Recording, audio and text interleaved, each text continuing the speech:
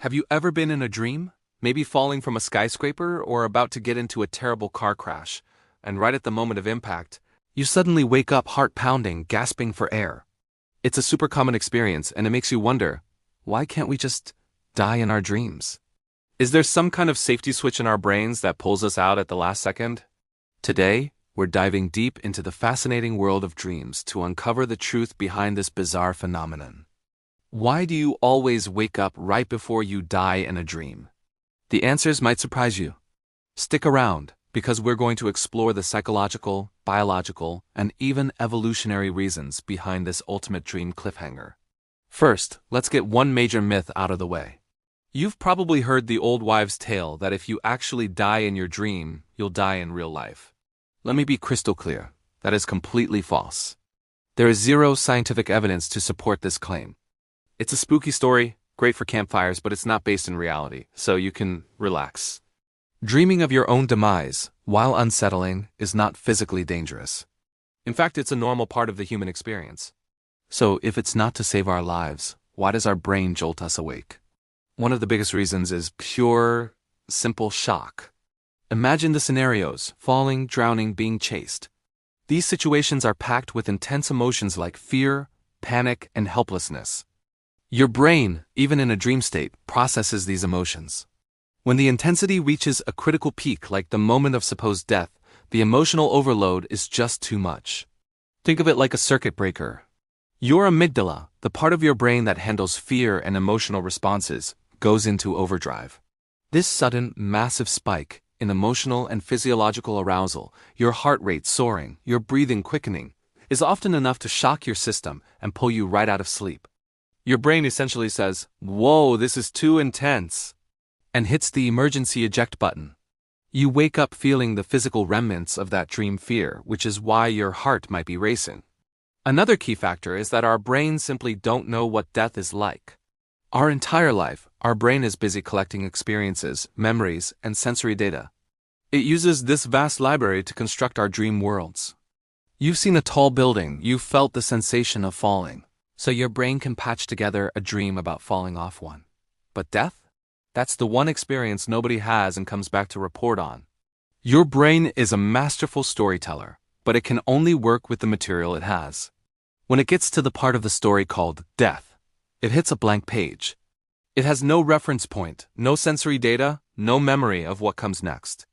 So instead of trying to invent something completely unknown, which is incredibly difficult for the brain to do, it often chooses the easiest option. It just ends the simulation. Waking up is the simplest and most logical conclusion when the narrative path hits a dead end. The story's over, so the credits roll and you wake up. Let's also talk about the evolutionary perspective. From a survival standpoint, waking up from a threatening situation makes a lot of sense. Our ancient ancestors lived in a world filled with real dangers. A dream about being attacked by a predator could trigger a wake-up response that prepared them to face a real threat.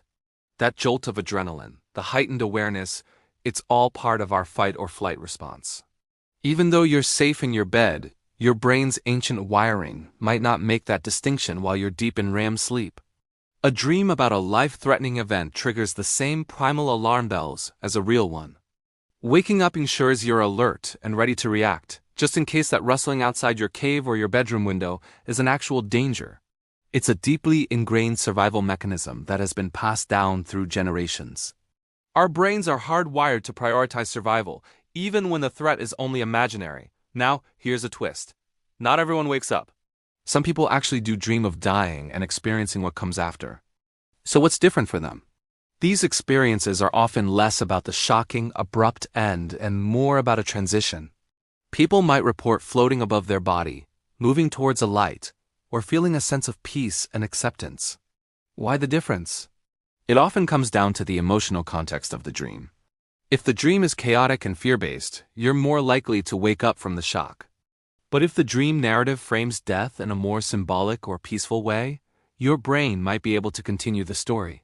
For example, a dream about dying could symbolize the end of a chapter in your life, a job, a relationship, or an old version of yourself. In these cases, the death isn't a terrifying endpoint, but a metaphor for transformation. The dream continues because the emotional tone isn't one of panic, but of resolution or change. These post-death dream experiences are deeply personal and shaped by our individual beliefs, culture, and life experiences. For some, it might be influenced by religious or spiritual ideas about an afterlife. For others, it might just be the brain's creative way of processing major life changes. The key takeaway is that the brain is flexible. It's not a hard and fast rule that you must wake up. It is more of a probability based on the emotional intensity and narrative structure of the dream itself. So what does it all mean when you have these dreams? Are they a bad omen? Absolutely not. Dreams about dying are incredibly common and usually symbolic. As we mentioned, they often represent change, transformation, or the end of something significant in your life.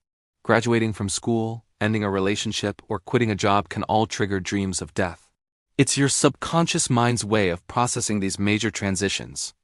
It can also be a reflection of anxieties you're dealing with in your waking life. If you're stressed about your health, worried about a loved one, or feeling overwhelmed by responsibilities, your brain might translate that anxiety into a life or death dream scenario. The dream isn't predicting the future. It's holding up a mirror to your current emotional state. It's a signal from your subconscious to pay attention to what's stressing you out. So to sum it all up, you often wake up before you die in a dream for a few key reasons. The intense emotional shock of the moment is often enough to jolt you awake. Your brain lacks any real experience of death, so it doesn't know how to simulate it, and waking up is the easiest exit. And our evolutionary survival instincts are wired to wake us from perceived threats. However, it's not a universal rule. Depending on the dream's emotional tone and your personal beliefs, it is possible to dream through death and beyond. These dreams are almost always symbolic, representing change and transformation rather than a literal prediction. So the next time you wake up with your heart pounding after a dream fall, don't worry. Your brain isn't warning you of impending doom. It just got a little too carried away with its own dramatic storytelling and hit the emergency stop button. It's a sign of a healthy, active, and protective mind at work. Thanks so much for watching. If you've ever had a dream like this, I'd love to hear about it in the comments below. What do you think your dream meant? And if you enjoyed this deep dive into the mysteries of the mind, make sure to hit that like button and subscribe for more content just like this. See you in the next video.